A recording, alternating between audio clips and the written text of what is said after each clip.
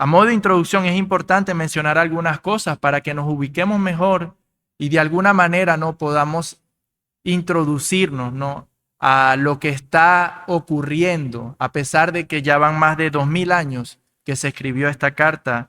Son palabras vivas las palabras del Señor. Y eso es importante recordarlo. El Señor habló y habla de una manera que su palabra se aplica en todos los tiempos y en todas las edades. Y eso es algo que debe siempre respetar el predicador. Entonces, a modo de introducción, es importante mencionar algunas cosas. Lo primero que quiero resaltar, hermanos, es que a pesar de que Pablo fue el que escribe esta carta, ¿no?, a los colosenses, Pablo no fue la persona que plantó esta iglesia. De hecho, los eruditos, los historiadores, consideran de alguna manera como un consenso de que Pablo ni siquiera llegó a estar en Colosa, en esta región que ahora es conocida como, como Turquía, ¿no? Los eruditos consideran que Pablo ni siquiera entró en esta ciudad. Sin embargo, a pesar de que no fue fundada por Pablo, alguien oriundo de Colosas, alguien que nació allí, alguien que pertenecía a esa ciudad, aparentemente lo que se cree fue el que la fundó. Y esta persona es Epafras. De hecho, es una de las personas que se mencionará en el texto que vamos a tratar.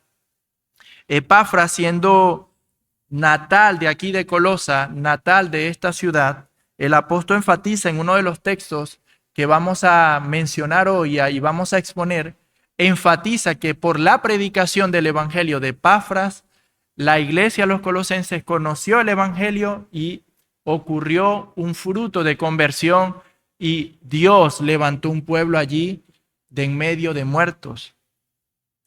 Sin embargo, a pesar de que Pablo no fue el que fundó esta iglesia local, sí hay un consenso de que evidentemente Pablo influenció grandemente al desarrollo y al crecimiento espiritual de esta iglesia. La carta en sí mismo nos lo dice así.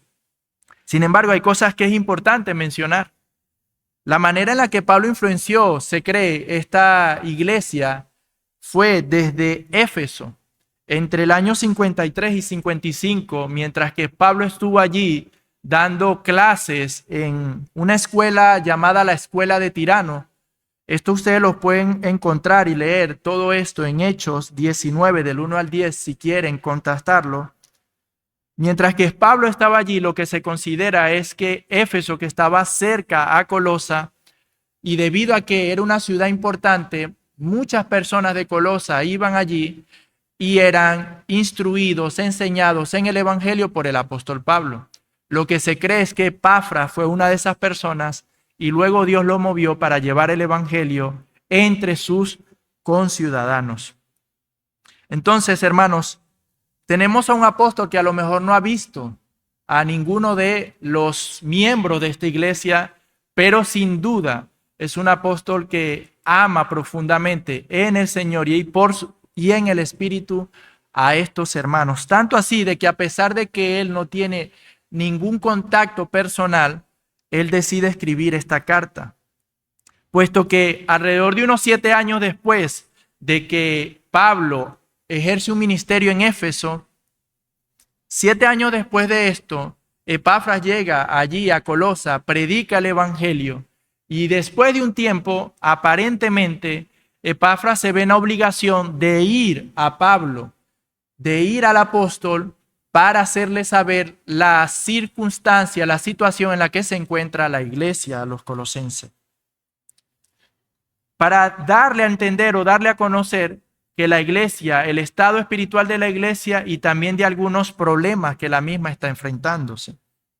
Y es que, amados hermanos, Colosa, al igual que la mayoría de la iglesia primitiva, Colosa también estaba de alguna manera en peligro, siendo influenciadas por herejías, siendo influenciadas por enseñanzas que no provienen del Señor.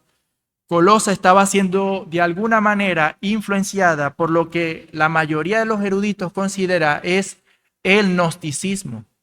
Y tan fuerte era esta influencia que se estaba ejerciendo en la iglesia que Epafras se vio en obligación de ir a visitar a Pablo en Roma cuando éste estaba en prisión para hacerle saber la condición de la iglesia. Miren, por ejemplo, en Colosenses 2:18 tenemos algunas pistas de eso.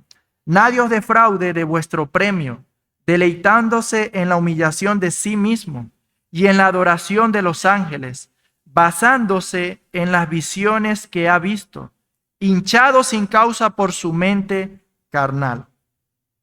Esta herejía tendía muchísimo a hablar acerca de visiones personales que las personas o que sus promulgadores vivían, ¿no? Entonces, basándose en esas experiencias, ellos decían cosas como, por ejemplo, sí, Jesucristo es el mediador, pero Jesucristo es uno de los mediadores. ¿Y cómo lo sabes tú esto? ¿Cómo lo has sabido? Pues entonces ellos decían, Dios me lo reveló por medio de visiones. Tuve esta visión. Y eran personas que, sin duda alguna, usaban una dialéctica que de alguna manera embrujaba, hechizaba a los que le oían. Y eso estaba influenciando. No solamente Pablo ataca esto, o esta era una de las maneras en la que esta herejía se penetraba en la iglesia, sino que también esta herejía lo que promovía muchísimo era un ascetismo riguroso, una autonegación ascética. Miren, en Colosenses 2:23 dice, tales cosas tienen a la verdad la apariencia de sabiduría en una religión humana, en la humillación de sí mismo y en el trato severo del cuerpo, pero carecen de valor alguno contra los apetitos de la carne. Pablo está atacando la enseñanza que ellos promovían, ¿no? De que si tú te privas de ciertos alimentos, ¿no? Es algo como, por ejemplo, lo que vemos ahora con los veganos, ¿no? Los veganos te dicen de una manera religiosa y espiritual de que si tú dejas de comer carne, de que si tú te dedicas solo a comer frutas, tú eres moralmente mejor, moralmente superior y eso te hace mejor persona.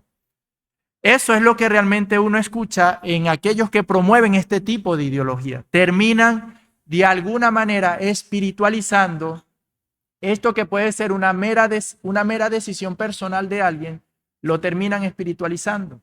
Pues los gnósticos hacían ese tipo de cosas, ¿no?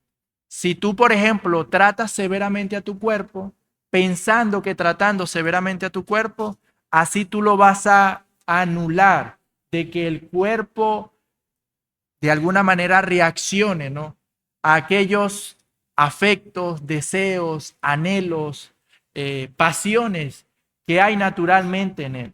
A tal punto que incluso ellos llegaban a anular los buenos deseos que Dios ha puesto en nuestra vida, en nuestro ser, en nuestra carne.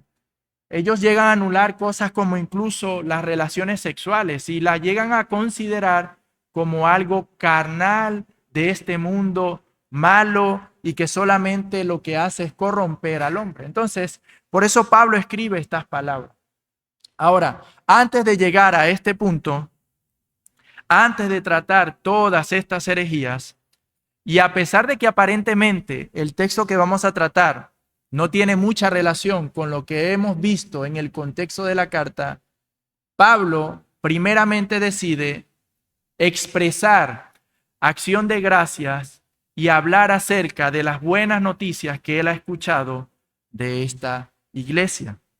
Y eso nos lleva a nosotros al primer punto.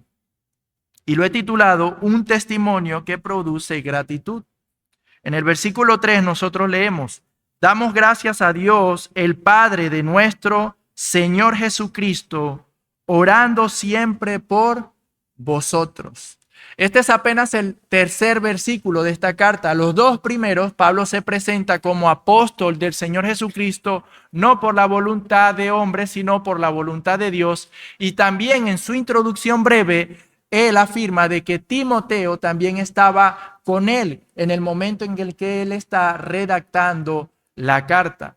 Y automáticamente, luego de hacer esa breve presentación, el apóstol comienza haciendo acción de gracias, agradeciendo al Señor por la vida de los colosenses, alabando a Dios por lo que ha hecho y lo que está haciendo en la vida de los hermanos.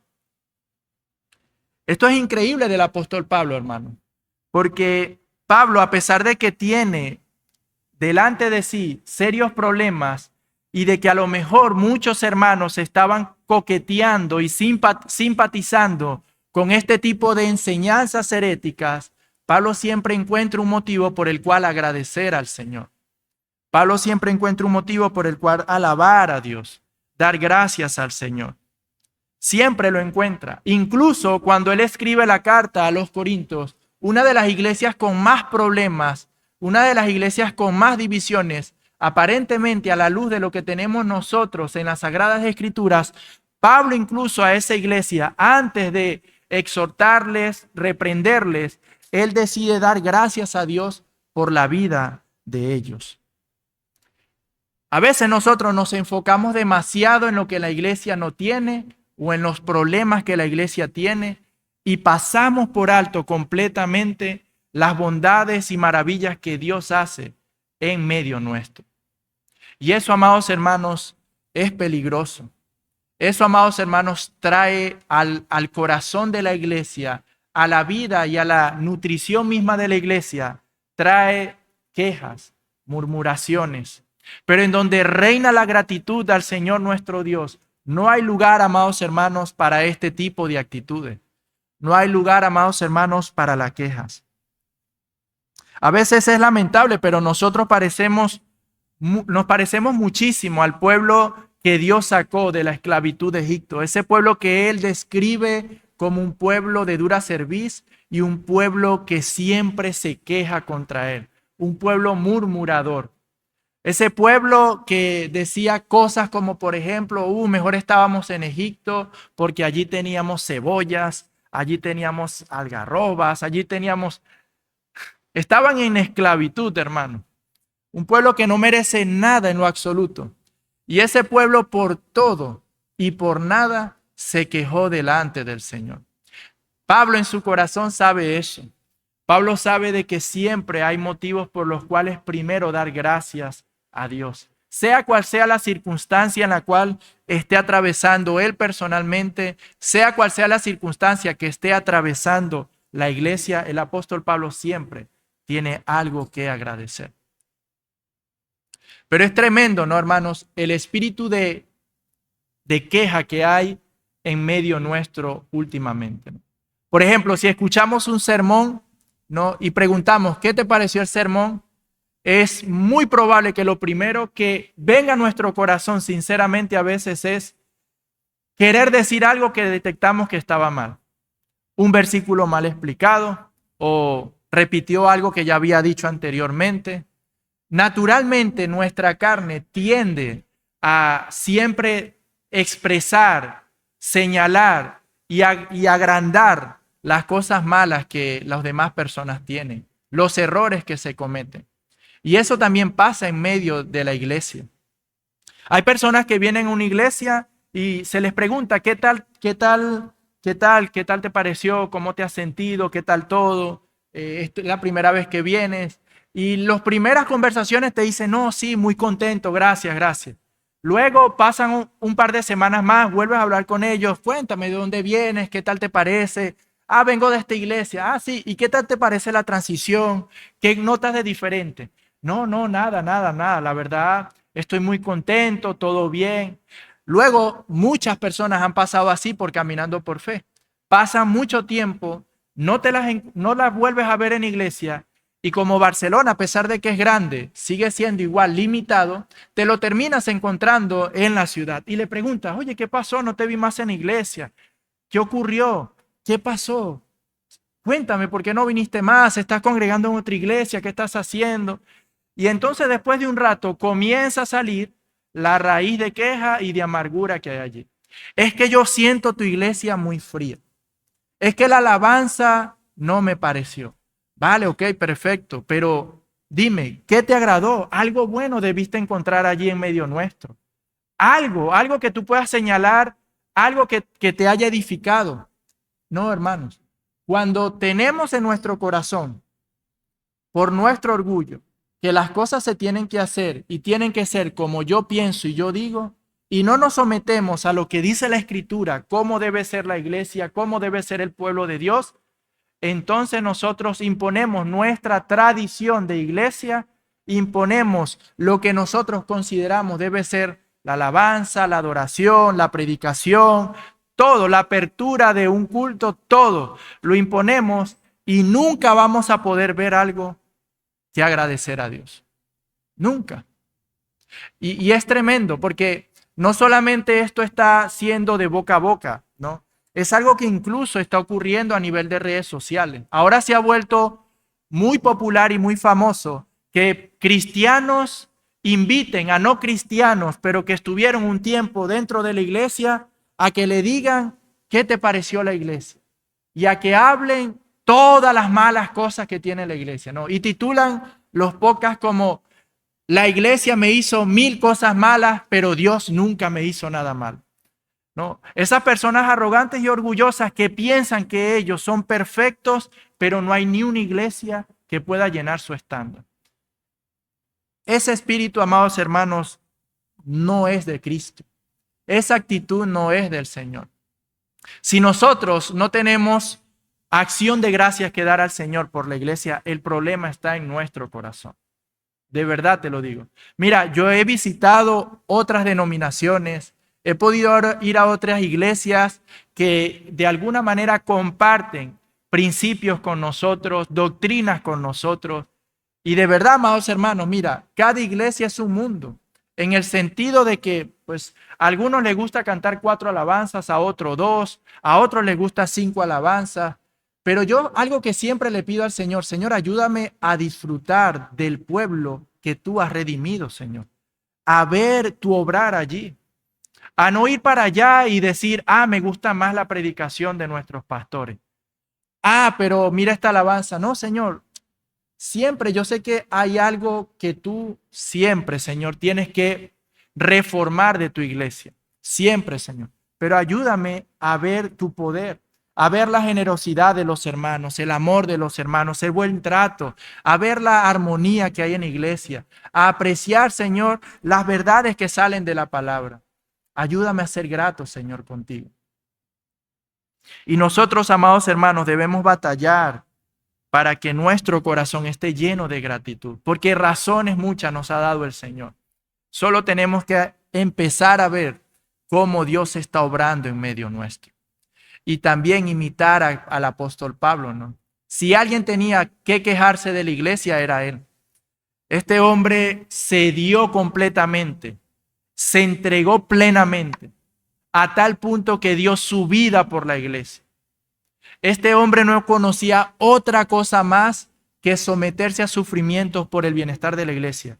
Y aún así, a pesar de su conducta, carácter y forma de conducirse en medio del pueblo de Dios, de ser una de las personas que más iglesias fundó en la iglesia primitiva, de ser uno de los apóstoles de los que más nosotros hablamos, él siempre tenía algo que resaltar del obrar de Dios en medio de su iglesia. Eso es algo que nosotros debemos también de imitar. Dentro de esta gratitud que el apóstol Pablo hace, podemos nosotros también ver algunas cosas importantes. En este versículo vemos que Pablo habla en forma plural, no habla de forma personal de sí mismo. Él dice, damos gracias, dando a entender que no solamente él, sino a otras personas que han escuchado de la vida y del testimonio de los colosenses, agradecen al Señor. Muy probablemente se está refiriendo a Timoteo, a la persona que él presentó en la introducción, y muy probablemente también se está refiriendo a Epafras, la persona que fue a contar de la situación y de las circunstancias de la iglesia en Colosa. Pero como sea, amados hermanos, sean ellos 3 o sean muchos más, eso nos dice a nosotros algo. Debemos dar gracias a Dios por su iglesia en todo lugar en donde se encuentre. Adorar al Señor, hermanos. Hermanos, donde hay un pueblo que se reúne por la gracia de Dios, que exalta y ama al único y verdadero Cristo Jesús, Salvador y Rey sobre todas las cosas. Hermanos, ahí vemos la obra y el poder de Dios, la misericordia y la gracia de Dios. Y debemos dar gracias a Dios por la iglesia, sea donde ella se encuentre, sea en donde ella esté. Debemos dar gloria a Dios por ello. Y no solamente por nosotros, y no solamente preocuparnos por lo nuestro, sino también tener un corazón de una iglesia universal. Nosotros somos católicos, hermano. No somos papistas ni tampoco somos romanistas, pero nosotros somos católicos.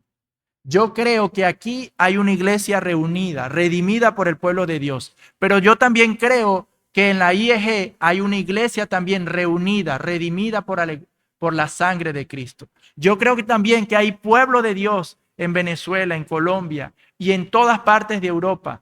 Allí está la iglesia de Dios. Y por ello debemos tener un corazón grato para la obra de Dios en todo lugar. Otra cosa que vemos también rápidamente. ¿A quién dirige el apóstol Pablo su gratitud? Él dirige su oración de acción de gracias al Padre de nuestro Señor Jesucristo. Y lo hace así, pues es el Padre de quien todas las cosas proceden. Todo buen don y toda buena dádiva desciende del Padre de las luces. Nosotros, hermanos, a la hora de orar, nosotros vemos en las cartas este lenguaje trinitario, ¿no?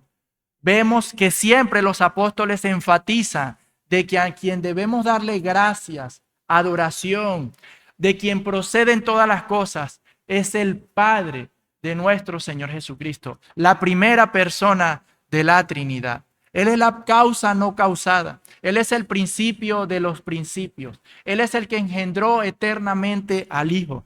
Todo procede de Él. Todo. Cuando los apóstoles dan gracias, no la dan gracias así de forma genérica. Vemos siempre cómo ellos resaltan, ¿no?, este lenguaje trinitario. Y a cada persona de la Trinidad se le da su debido lugar dentro de esa oración. Nosotros no debemos de sentirnos extraños porque a veces se nos pasa por alto decir gracias Espíritu Santo, porque tú me has salvado. Gracias Jesucristo, porque tú abriste mis ojos. No debemos sentirnos incómodos porque incluso cuando nosotros vemos las oraciones de los apóstoles, ellos siempre oran dando gracias al Padre por medio del Hijo, guiados por el Espíritu Santo de nuestro Señor Jesucristo.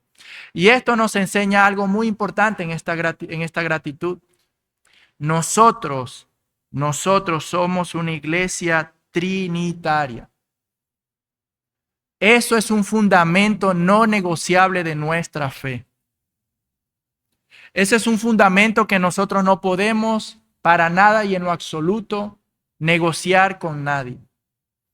Nosotros creemos que tanto Padre, Hijo y Espíritu Santo existen, coexisten y viven eternamente en una misma esencia, naturaleza y ser. Creemos en un único Dios en el cual existen tres personas. ¿Por qué? Porque así se ha revelado el Señor a través de su palabra. Y aunque a veces nos llegue a pasar a nosotros que nos cuesta entender y estamos orando y de repente decimos, Señor Jesús, gracias, gracias Señor Jesús por todo. Y de repente como que, oye, pero al Espíritu Santo también. Aunque nos pasen esas cosas en nuestra mente, hermano, es normal que pase. Porque Dios no puede caber en nuestra cabeza, hermano. Somos limitados para entender la gloriosa doctrina de la Trinidad. Pero tenemos un modelo, tenemos un fundamento. Y una de las cosas, hermanos, importantes de esto es que nosotros, en base a la Trinidad, no nos pongamos a inventar mucho, hermano. Porque las peores herejías que se conocen hoy en día, como lo son, por ejemplo, los unicitarios, por querer encasillar a Dios en su mente y entender a Dios según su razonamiento y no según la revelación bíblica, por ellos querer añadir nuevas formas de relacionarse con Dios, de describir a Dios, han llegado a cometer serios errores doctrinales a tal punto que nosotros le consideramos como una secta. También en esta acción de gracias, nosotros rápidamente podemos ver algo importante que tiene que ver con el contexto. Pablo aprovecha esta acción de gracias y se refiere a Dios en términos de su relación con Jesús, porque solo por el conocimiento de esta relación filial, es decir, doy gracias a Dios, el Padre de nuestro Señor Jesucristo, solo por el conocimiento de esta relación filial, recibirla por fe, creerla que Cristo es el unigénito, Hijo de Dios, es que nosotros tenemos entrada a la comunión con la Santísima Trinidad. Es que nosotros nos podemos llamar hijos de Dios. Es que nosotros podemos ser redimidos, salvados, perdonados. Y Pablo enfatiza esta relación filial y no lo hace de una manera aleatoria, no lo hace de una manera circunstancial, sino que lo hace de una manera objetiva. Porque es importante, hermanos, en el contexto de esta carta, que cada palabra que Pablo colocaba se entendiera plenamente. ¿Por qué? Porque los gnósticos, una de las cosas que hacen es torcer, diluir la persona de nuestro Señor Jesucristo. Nunca terminan de definirte perfectamente y bien quién es Jesús. Entonces comienzan a hablarte en términos filosóficos que no son claros. Y cuando son claros, detectas rápidamente de que estas personas nos están predicando a otro Cristo que no es el revelado en las Sagradas Escrituras. Y por eso Pablo recuerda, ¿no?, y resalta a Dios en los términos de su relación con su Hijo amado, nuestro Señor Jesucristo. Él desde las primeras palabras quiere establecer la dignidad de Cristo Jesús. Los gnósticos te dicen, sí, tienes que creer en el Señor Jesús, pero eso no es suficiente. Ellos luego te dicen de que Jesucristo es el mediador entre una esfera y otra, pero sobre él hay otros ángeles, seres celestiales, que solamente llegando a ellos, ellos te pueden abrir las llaves del conocimiento y ese conocimiento es lo que te eleva a ti y te hace a ti adquirir la salvación que necesitas. Para los gnósticos, Jesucristo era uno de muchos mediadores, pero nadie tiene mayor dignidad que el Hijo dentro de la casa de Dios. Moisés, por eso Hebreos dice, Moisés fue fiel en la casa de Dios, pero lo fue como siervo. Jesucristo es mayor que Moisés porque él fue fiel como hijo. ¿Os dais cuenta? Los siervos no heredan nada. El Hijo hereda todas las cosas. Pablo está poniendo a Cristo en la cúspide de todo el cosmos. Está poniendo a Cristo Jesús a la diestra del Padre. Porque Jesucristo como Hijo, todo lo que le pida al Padre, Él se lo dará. Y todas estas cosas tienen que ver con el contexto que estamos viendo. Así que, amados hermanos, rápidamente debemos ser un pueblo de gratitud. Debemos ser un pueblo que promueve la gratitud de nuestros hermanos. Si hay alguien con el quien tú estés quedando en la iglesia y solo escuchas de él, este hermano tal, este otro hermano hace esto, no me gusta aquello, trata ese corazón con esa persona. Y si tú ves que persiste en esa actitud, mi recomendación es aléjate de esa persona. Porque el Espíritu de Cristo no es un espíritu quejica. El Espíritu de Cristo es de gratitud, de amor por la iglesia. ¿Qué tanto estamos agradeciendo, hermanos, por nuestra familia, por nuestros hijos? ¿Y qué papel, posición juega la acción de gracias en nuestras adoraciones? Oraciones a Dios. No seamos esa iglesia que primero va directamente, Dios dame todo esto, Dios dame todo esto. Aprendamos a darle a la gratitud el lugar que le corresponde en nuestra vida. Pablo la colocaba en primer lugar, porque si algo debemos entender, hermanos, como iglesia, es que la iglesia no merece nada bueno de parte de Dios. Nada merecemos.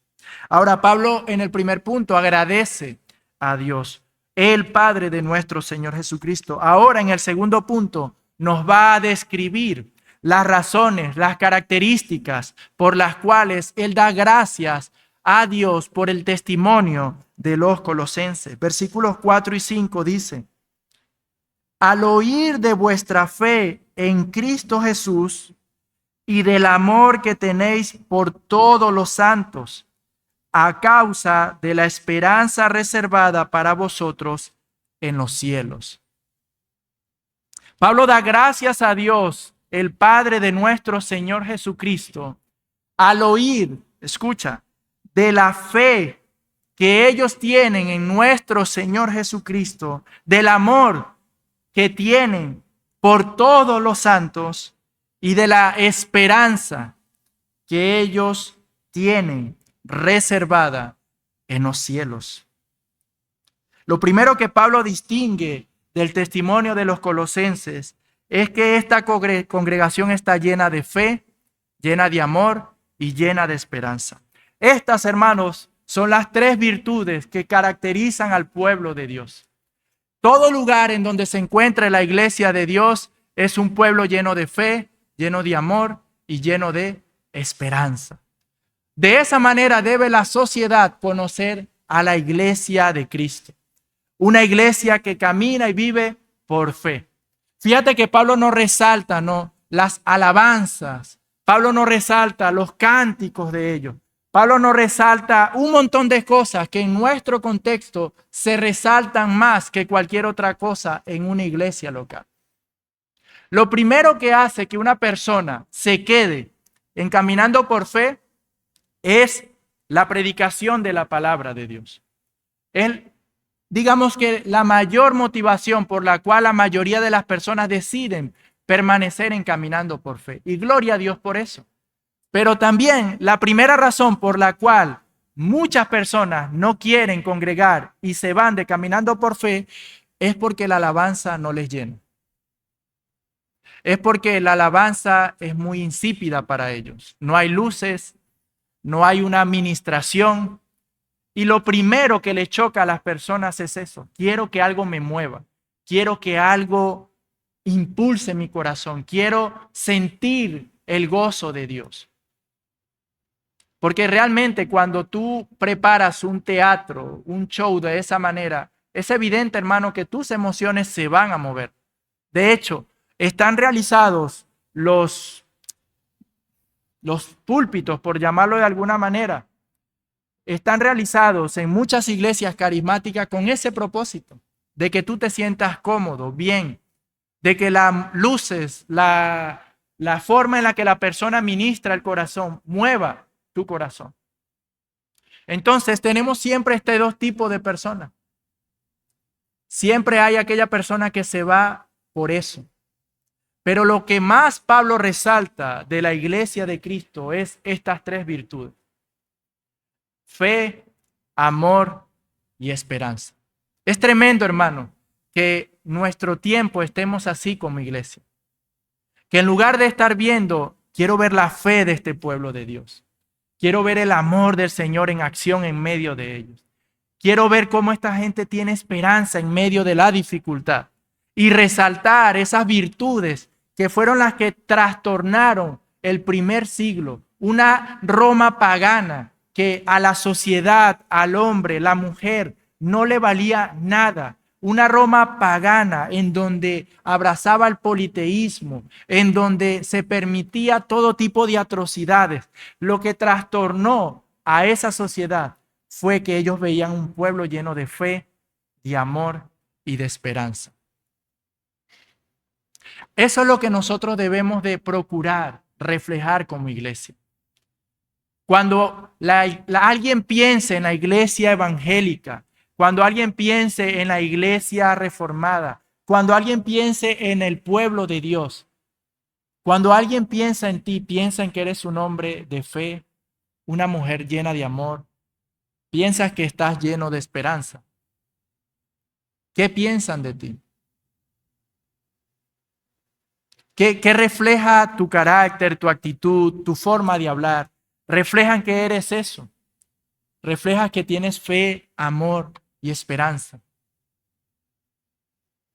¿O refleja lo contrario? Amargura, desaliento, falta de ánimo. ¿Qué está reflejando tu manera de andar? Estas tres virtudes sí o sí pertenecen y son del pueblo de Dios. Estas tres virtudes sí o sí son las que nosotros debemos constantemente cultivar en nuestro corazón y en nuestra vida. Estas tres virtudes son por las cuales nos debe de conocer el mundo entero. Nosotros debemos de vivir conforme a estas verdades. Es bien que nosotros seamos conocidos como una iglesia que predica fielmente la sana doctrina, la palabra de Dios. Una iglesia que expone las sagradas escrituras. Pero solamente, hermanos, que las personas nos conozcan y caminando por fe se dé a conocer por videos de YouTube en donde mostramos que hay buena predicación y se habla de pecado, se habla de arrepentimiento y eso haga que personas vengan. Pero luego esas personas vienen aquí y no ven fe, amor y esperanza. De nada vale todo esto.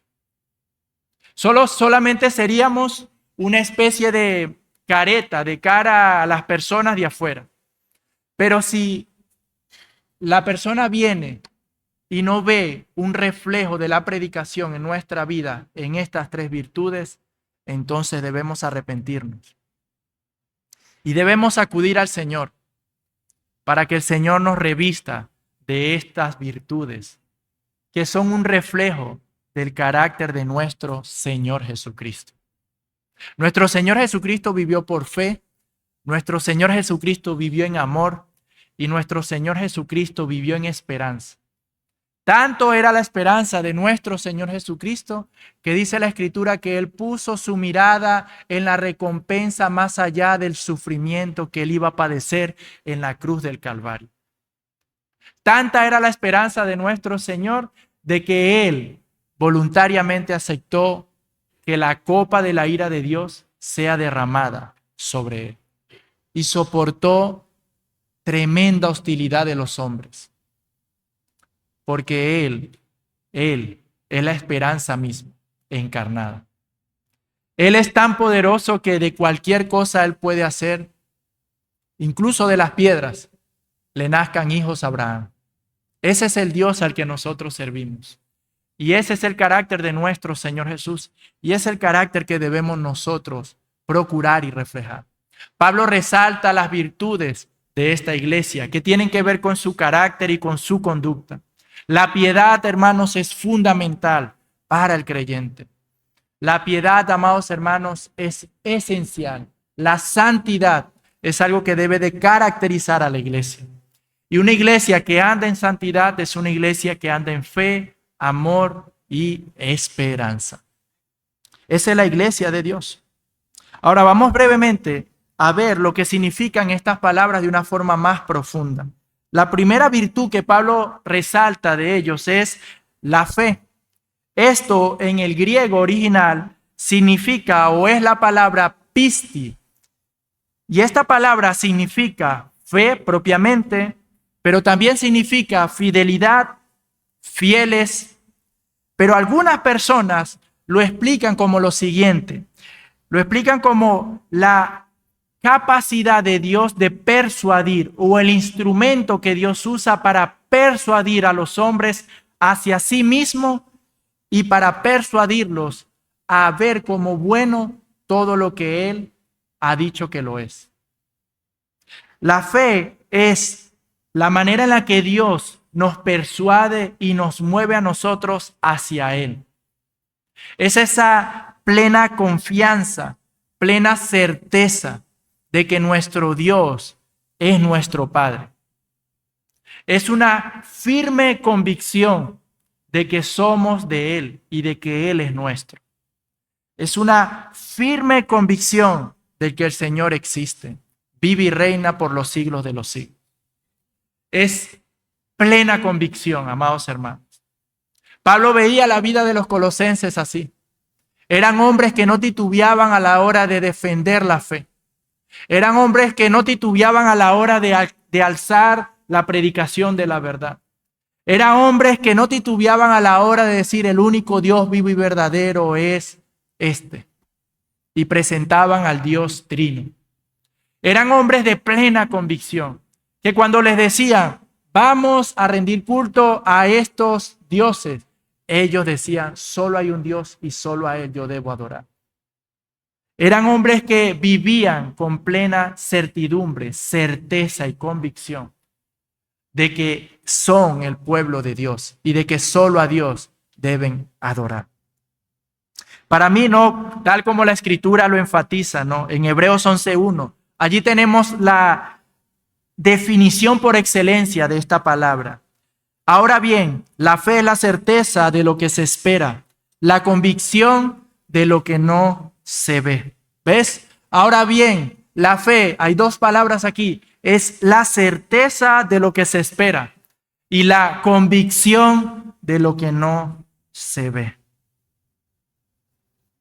La fe es ese instrumento que Dios decide utilizar para comunicar todas sus verdades y hacer capaz que el hombre las reciba. La fe es ese instrumento que Dios decide utilizar para revelarse a nosotros. Y la iglesia no se debe de avergonzar por ello, puesto que estamos en un contexto en donde los hombres ateos, no, todo lo que tenga que ver con la palabra fe, lo quieren hacer vender o lo quieren presentar como algo retrógrado, como alguien que no tiene convicciones, como una persona que no es objetiva, como una persona que vive en una irrealidad. Ah, tú vives por fe.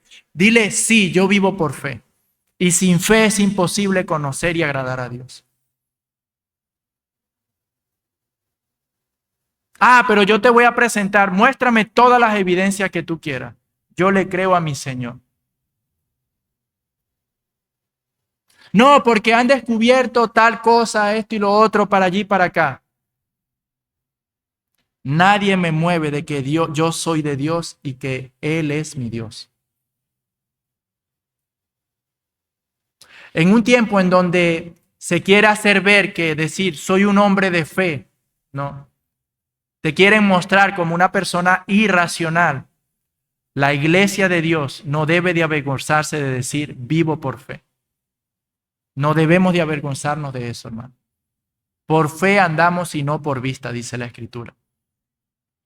Hebreos 11:6, en el mismo capítulo, mira cómo coloca a la fe en un lugar fundamental para nuestra relación con Dios. Y sin fe es imposible agradar a Dios, porque es necesario que el que se acerca a Dios crea que Él existe y que es remunerador de los que le buscan. Es imposible, amado hermano, agradar a Dios sin fe. Es imposible. Hombres se han extraviado horrendamente de cosas que son tan básicas y elementales y claras a la luz de la Escritura, porque nuestro Dios es claro y no servimos a un Dios que anda en tinieblas, no servimos al ocultismo, servimos a un Dios que es Padre de toda verdad y Padre de las luces. Cosas que son tan claras, hombres, por querer vivir su fe, su vida y relación con Dios, solo y exclusivamente con el razonamiento, con filosofía, terminan extraviándose horrendamente. Terminan negando verdades fundamentales de nuestra fe. Y terminan abrazando cosas heréticas. Terminan abrazando un ecumenismo en donde todo el mundo es salvo, en donde no hay nada malo en la Iglesia Católica Romana, en donde no hay nada malo con los unicitarios, en donde no hay nada malo con los musulmanes, en donde no hay nada malo. Se vuelven relativos, pero a la vez te dicen que son objetivos. ¿Por qué, hermanos? Porque no hay manera de caminar con Dios si no es por fe.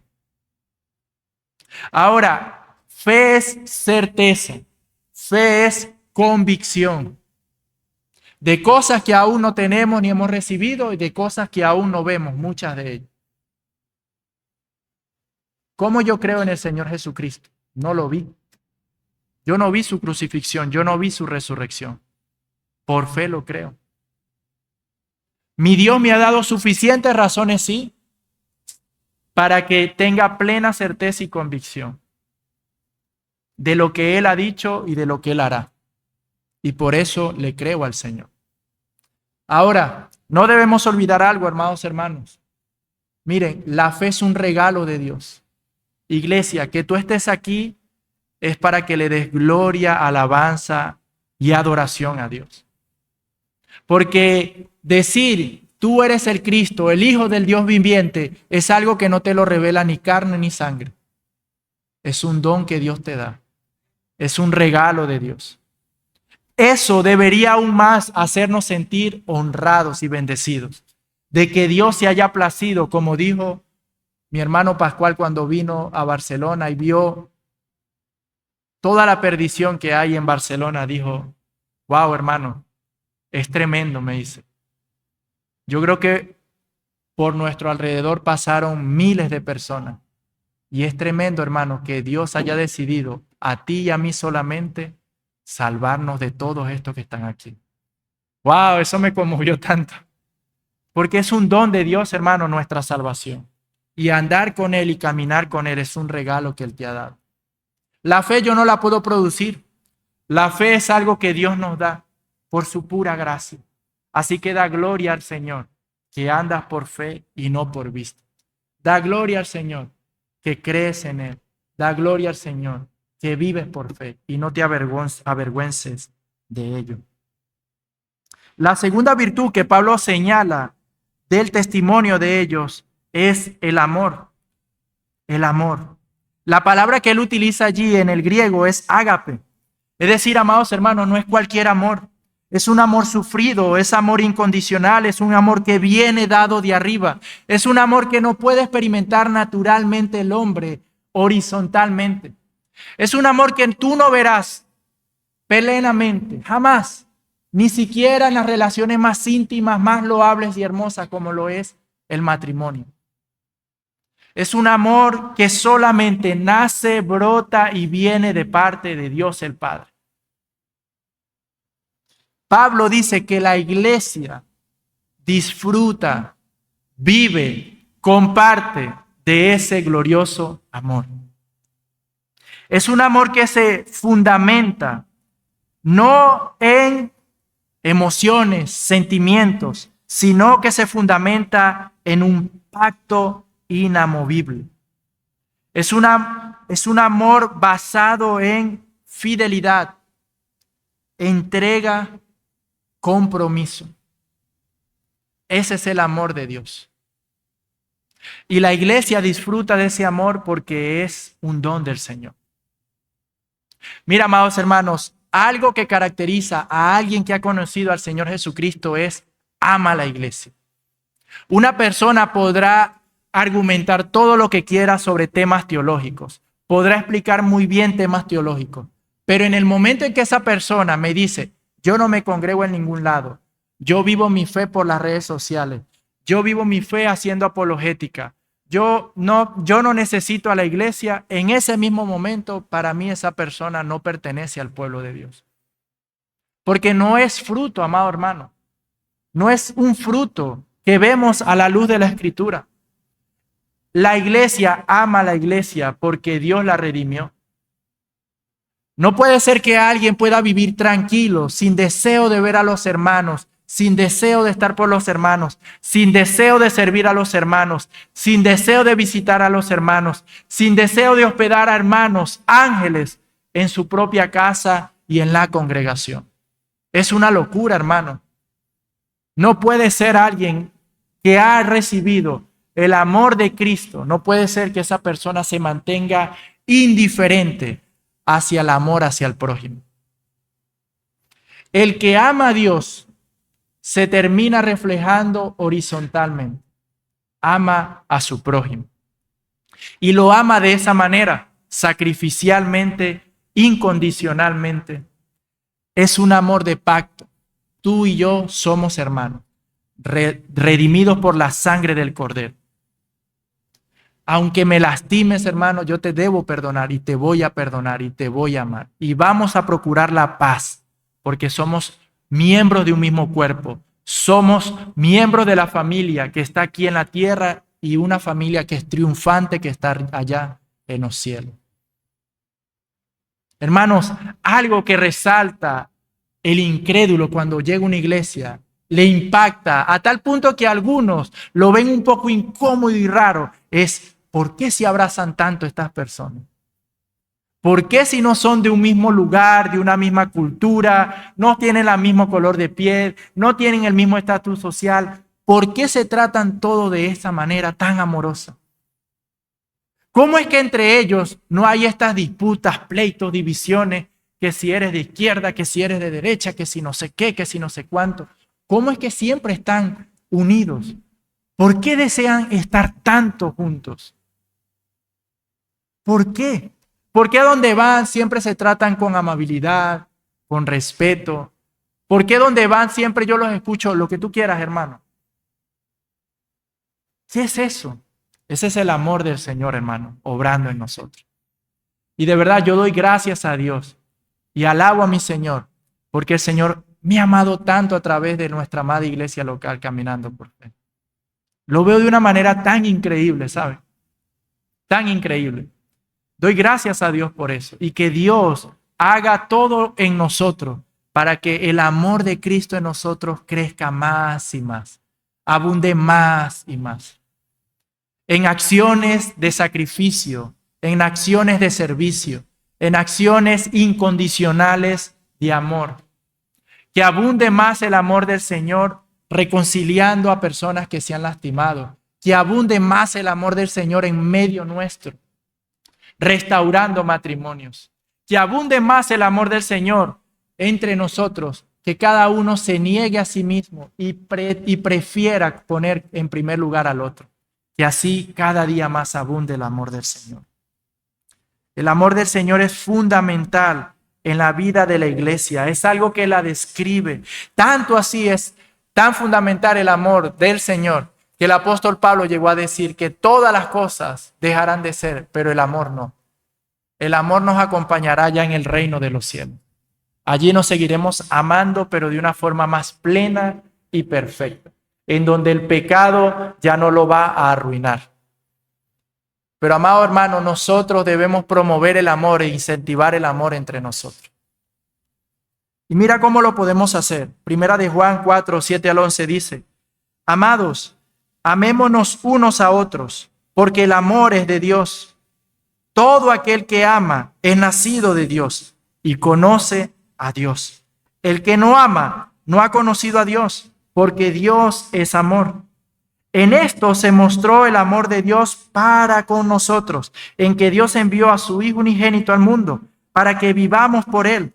En esto consiste el amor, no en que nosotros hayamos amado a Dios, sino en que Él nos amó a nosotros y envió a su Hijo en propiciación por nuestros pecados.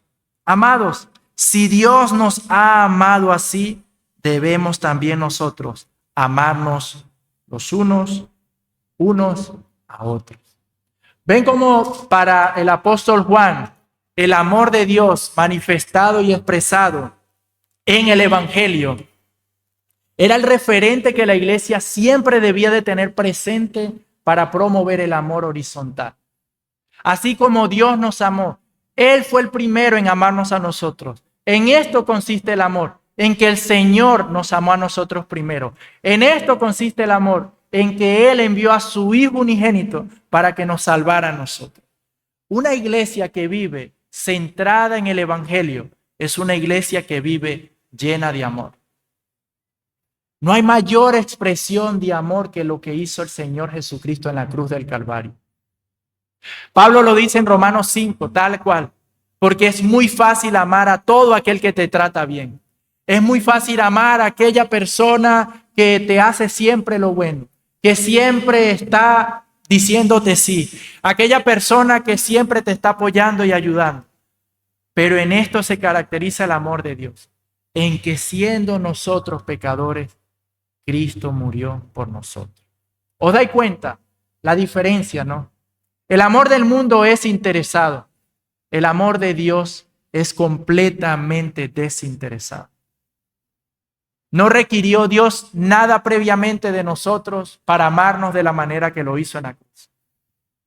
Y ese amor que Él manifestó históricamente en la cruz del Calvario termina siendo derramado en nosotros como escuchando la predicación del Evangelio. Por el poder del Espíritu Santo, el amor de Dios es derramado en el corazón nuestro. Y ahora andamos por amor. Vivimos en amor. Somos movidos por el amor. Y hermanos, es cierto, a veces podemos tener emociones y deseos contrarios a lo que deberíamos de sentir. Es cierto, nosotros estamos en una condición caída aún. Tenemos un cuerpo débil que a veces nos dice, no tengo ganas de ir a la iglesia. Pero eso, amado hermano, no es amor. El amor, amado hermano, no tiene nada que ver con nuestras emociones, aunque el amor mueve nuestras emociones. Pero el amor, amado hermanos, es un firme compromiso de procurar la gloria, la alabanza y la exaltación a Dios por todo lo que hizo por nosotros en la cruz del Calvario y procurar el bien supremo para todos nuestros prójimos, para todo aquel que nos rodea. El amor no se basa en cómo me siento. El amor se basa en lo que Dios hizo por mí en la cruz del Calvario.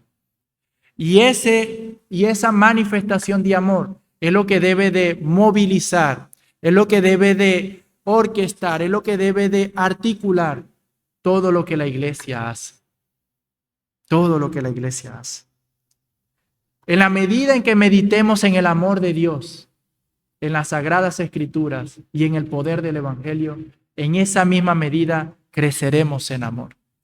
En esa misma medida se manifestará más el amor del Señor en acciones para con nuestro prójimo. Por eso la iglesia no hace acepción de personas. Por eso la iglesia ama, como dice el apóstol Pablo de los Colosenses, de vuestro amor por todos los santos. Los colosenses amaban a todos los santos. Ellos no hacían acepción de personas. Y hermanos, algo que debe de la persona que pasa por esa puerta cada jueves y cada domingo percibir en esta iglesia es, esa persona transpira amor. Los diáconos, cuando vamos a sentar a una persona en un asiento, no debe quedar duda de que ahí está el amor de Dios. Cuando vamos a decirle algo a alguien, no debe de faltar el amor de Dios. Cuando vamos a corregir, no debe de faltar el amor de Dios. Cuando vamos a predicar, no debe de faltar el amor del Señor. El amor debe ser algo que caracteriza todo lo que hacemos, tal como lo hizo en los Colosenses. Así que, amados hermanos, hemos visto ya dos virtudes. La tercera es la esperanza.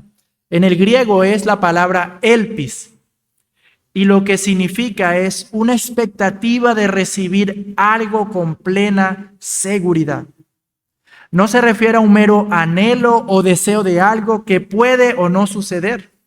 Se refiere a algo que es una certeza, es una plena convicción y seguridad de que es nuestro lo que aún no tenemos. La esperanza, amados hermanos, aquí Pablo la coloca como la que promueve que los colosenses vivan en amor y por fe. Fíjense cómo dice el texto, a causa de la esperanza. ¿Ves? He oído de vuestra fe y he oído de vuestro amor. Y luego concluye diciendo la tercera virtud, la esperanza, la coloca como el fundamento o el propulsor o el motor que les hace a ellos andar en amor y en fe. La esperanza que tienen reservada para ellos en los cielos. Y es que, amado hermano, el pueblo de Dios vive en dos posiciones o en dos lugares a la vez. Nosotros estamos aquí, pero a la vez estamos allá en el reino de los cielos. Y es por ese ya, pero todavía no, Por eso que yo sé que voy para allí, yo sé que el mundo allí será así, yo sé que allá estará la perfección, yo sé que allá esto corruptible será incorruptible allá. Entonces eso afecta mi manera de vivir aquí. Alguien que ha recibido la esperanza inmarcesible, alguien que vive en esperanza, alguien que ha recibido el evangelio de Cristo Jesús, es una persona que vive moviéndose conforme a la voluntad de Dios. Es alguien que hace vida en la iglesia, es alguien que ama al prójimo, es alguien que ama a su hermano, es alguien que sirve a la iglesia, es alguien que vive por fe, porque vive en esperanza. Tiene plena certeza de que le es reservada allí, en el reino de los cielos, la gloria de nuestro Señor. Tiene plena certeza de que va a recibir algo. Por eso se mueve, por eso se levanta, por eso vive. Sí, Señor, yo sé que aquí yo tengo muchas cosas que hacer y tengo que vivir aquí para tu gloria, pero lo hago porque yo tengo mi esperanza puesta en el reino de los cielos. Yo estoy aquí de paso, Señor, pero allí tengo mi esperanza en donde está mi Señor Jesucristo. Así vive la iglesia de Dios. La esperanza es fundamental para que una iglesia camine bien, hermano. ¿Cómo estamos nosotros de esperanza? La hemos perdido. Estamos desalentados, estamos desanimados. Eso va a afectar nuestra manera de amar a nuestra iglesia. Va a afectar nuestra manera de vivir por fe. Es por eso que nosotros debemos procurar cada día alentarnos por las verdades del evangelio. Cada día, hermanos, exhortándonos, animándonos. Vamos, hermanos, que ya viene. Vamos, hermanos, es una esperanza segura. Vamos, hermanos, que lo que Dios ha prometido se cumple. Vamos, hermanos, que su palabra no volverá vacía. Vamos, hermanos, que Cristo resucitó. Esa es tu esperanza. Nuestro Mesías no quedó en la tumba. Él vive y reina por los siglos de los siglos. Venció la muerte y vendrá por su iglesia. Muévete, hermano. Es por eso que debemos alentarnos, hermano. Es por eso que debemos buscar vivir así, en esperanza los unos con los otros. Cada reunión, cada quedada con hermano, aprovéchala. Hermano, ¿cómo estás de ánimo? Vamos, hermano. Es difícil, lo sé. Yo también estaba allí, pero Dios me ha levantado, hermano. Vamos. Nosotros tenemos razones para vivir esperanzados. Razones, hermano. Porque Dios es fiel a lo que promete. Y si Dios ha dicho que las puertas del Hades no prevalecerán contra su iglesia, eso es algo que va a ocurrir. La iglesia avanzará. Venga el gobierno que venga, venga la oposición que venga, vengan los vientos ideológicos que se levanten, nosotros debemos siempre vivir esperanzados. Que Dios nos ayude para llegar a recibir incluso la muerte como lo recibieron nuestros mártires, nuestros hermanos, que incluso iban gozosos cantando a la crucifixión y gozosos cantando a la hoguera, que fueron capaces de decirle, el fuego en el que tú me vas a quemar arderá por pocos minutos, pero el fuego que te espera a ti, si no te arrepientes y pones tu esperanza en Jesucristo, será para toda la eternidad. Imagínate la esperanza que ese hombre tenía. Ya le quitaron todo a Policarpo, todo. Lo agarraron, lo llevaron, lo pusieron delante del procónsul romano. Le dijeron, niega al Señor Jesús, cree en César como Dios. No. Es más, hay un mártir que dijo, échale más leña, que arda más ese fuego, no pasa nada. Imagínate cómo Dios usa la esperanza que nos da en Cristo Jesús para afrontar todo tipo de dificultades. Alabado sea el Señor. Amados hermanos, cada uno de nosotros debemos analizarnos cómo estamos en estas virtudes y debemos procurar con todo nuestro corazón orar al Señor para que Él las fortalezca en nosotros, cada uno de nosotros. Ahora, Pablo resalta estas tres virtudes, pero ahora nos dice en el tercer punto, la fuente, lo que generó estas tres virtudes, la fuente del buen testimonio de los colosenses. Versículos 5 y 6 dice, de la cual oísteis antes en la palabra de verdad, el evangelio, que ha llegado hasta vosotros, Así como en todo el mundo está dando fruto constantemente y creciendo, así lo ha estado haciendo también en vosotros, desde el día que oísteis y comprendisteis la gracia de Dios en verdad. La esperanza que ellos tenían, ¿de dónde la escucharon? ¿De dónde la recibieron? De la palabra de verdad, el evangelio que ha llegado hasta vosotros. El evangelio ha llegado aquí, amado hermano. Por eso nosotros también podemos disfrutar de esta esperanza, de esta fe y de este amor. El evangelio Pablo lo coloca aquí como la fuente que da vida, la fuente que trae pueblo, la fuente que levanta muertos, la fuente que levanta esperanza, la fuente que levanta fe, la fuente que trae vida a la iglesia. Por eso el evangelio debe ser central en la vida de una iglesia. Por eso el evangelio siempre se debe de predicar en la congregación.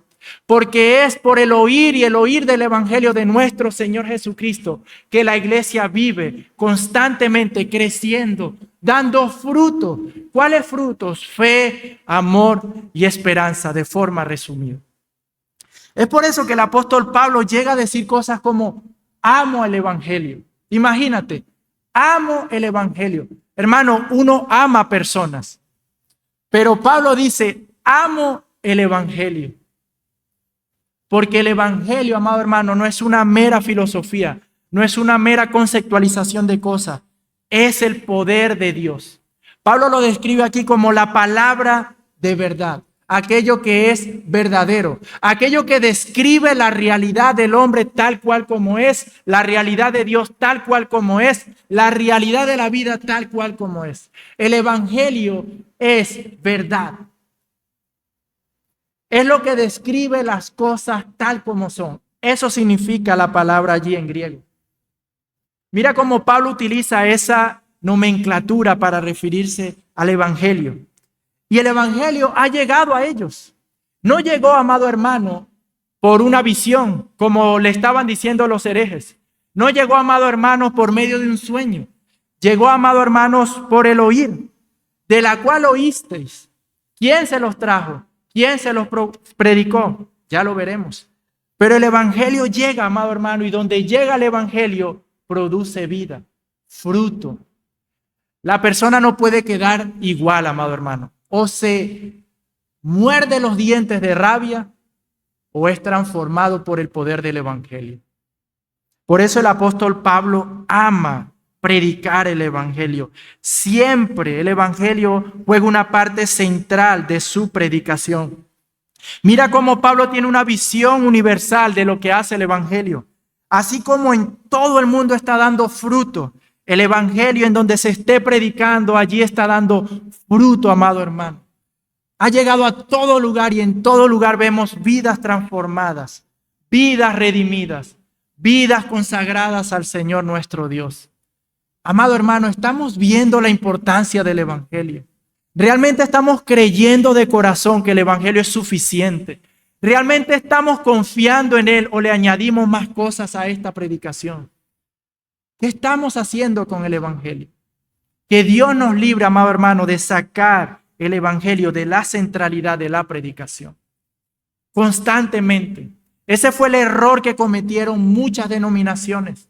Ese fue el error que cometió la Iglesia Católica, dándolo por sentado. Pero nosotros debemos siempre predicar el evangelio. El evangelio, cuando llega y es recibido por fe, produce fruto. No puede ser que tú digas, creo en este evangelio y sigues viviendo de la misma manera. Va produciendo fruto constantemente, dice el apóstol Pablo, en la vida de los que lo reciben por la fe. No puede ser el mismo que oyó el evangelio hace 10 años, no puede ser la misma persona ahora. ¿Por qué hay iglesias que no están dando fruto de conversión? ¿Por qué la iglesia tiene un decaimiento espiritual? Porque la iglesia ha dejado de predicar el evangelio. Ha dejado de predicar la gracia en verdad. Ha prostituido la gracia. Ha prostituido la verdad. Y no quieren exaltar y exhortar a los hombres al arrepentimiento y a la fe. No quieren hablar de la suficiencia de la obra de Cristo. Dan por sentado que toda persona que está en la iglesia es evangélica, creyente, hijo de Dios. Por eso hay una horrenda decaimiento espiritual. Pero Pablo ve la importancia en el testimonio de los colosenses y lo ve a través de la predicación del evangelio. Sin evangelio no hubiera esperanza. Sin evangelio no hay fe. Sin evangelio no hay amor. Hermanos, y ahora para concluir, hemos visto la importancia, la centralidad de la predicación del evangelio. Hemos visto cómo este evangelio da fruto de conversión. Cómo este evangelio ha hecho posible que los colosenses tengan y den un buen testimonio en todo el mundo. Pero ahora el apóstol va a resaltar algo importante. El evangelio llegó por la predicación de una palabra. El evangelio llegó por la predicación de una persona. Versículos 7 y 8. Tal como lo aprendiste de Epafras, nuestro amado consiervo, quien es fiel servidor de Cristo de parte nuestra, el cual también nos informó acerca de vuestro amor en el Espíritu. El evangelio, amado hermano, que se recibe por fe, llega por medio de la predicación. Epafras llevó como un heraldo la predicación del evangelio. Él recibió la gracia de Dios. Él fue movido por el Espíritu Santo de Dios, a lo mejor escuchando al apóstol Pablo en una ciudad ajena. Y ese hombre, movido por el poder del evangelio, movido por el testimonio del evangelio en su propia vida, no pudo hacer otra cosa que ir a los suyos y proclamar las buenas nuevas de salvación. Llegó como un heraldo a Colosas y predicó. Y mira cómo Pablo describe la manera en que lo hizo. Epafras, lo aprendisteis de él, tal como lo aprendiste de Epafras. Mira cómo lo describe. Es un amado consiervo, quien es fiel servidor de Cristo de parte nuestra. Epafras recibió un evangelio de parte del apóstol Pablo. Y Epafras, viendo el poder del evangelio, viviendo por fe, viendo el amor de Dios en su vida, viendo la esperanza que Dios le había dado, viendo que el evangelio es verdad. ¿Tú sabes lo que hizo, amado hermano? Lo proclamó. Fue primero a los suyos. Y mira lo que ocurrió, amado hermano. Ahora hay una iglesia en Colosas. Una iglesia, amado hermano, que su testimonio resonó en todo el mundo. Y yo deseo concluir, amado hermano, llamándote a esto. ¿Qué papel está jugando el evangelio en tu vida? ¿Estás anunciando estas buenas nuevas de salvación a los perdidos? Hermano, si tenemos esa fe, amor y esperanza, en nosotros debe de pasar como dijo una vez un ateo. Un ateo una vez dijo lo siguiente: si yo soy cristiano y creo todo lo que dice la Biblia acerca de el evangelio y de la vida venidera, y yo no le predico este evangelio con locura a las personas que me rodean, soy la peor persona del mundo. Un ateo lo dijo así. Si de verdad yo creo eso, el cristiano que no lo predica es la peor persona del mundo. Amado hermano, recuerda la fe, el amor y la esperanza que estamos viviendo. Recuerda que fue por el oír del evangelio que recibiste todas estas virtudes que han adornado, decorado nuestra manera de andar. Y que eso arda en tu corazón para que como Epafras seas un consiervo y fiel siervo de nuestro Señor Jesucristo para ir y compartir y proclamar las buenas nuevas de salvación. Perdónenme por estos minutos de más, amados hermanos. Espero que el Señor nos ayude. Vamos a orar y así nos despedimos. Padre, te damos gracias, Señor, por tu amor. Gracias por el evangelio. Señor, solo te ruego, Padre, ayúdanos a seguir viviendo conforme a estas verdades. Que el evangelio siga produciendo fe, amor y esperanza en medio nuestro. Que el mundo nos conozca por estas virtudes, Señor. Ayúdanos a examinarnos, Padre, a la luz de tu palabra y a procurar crecer en oración, buscando esto y exhortándonos los unos a los otros, Señor, para vivir según estas verdades. Señor, y ayúdanos a amar el evangelio y a predicarlo, porque es gracias a ese evangelio, Señor, que disfrutamos de estas virtudes. En el nombre de Cristo Jesús te alabamos. Amén, amén, amén.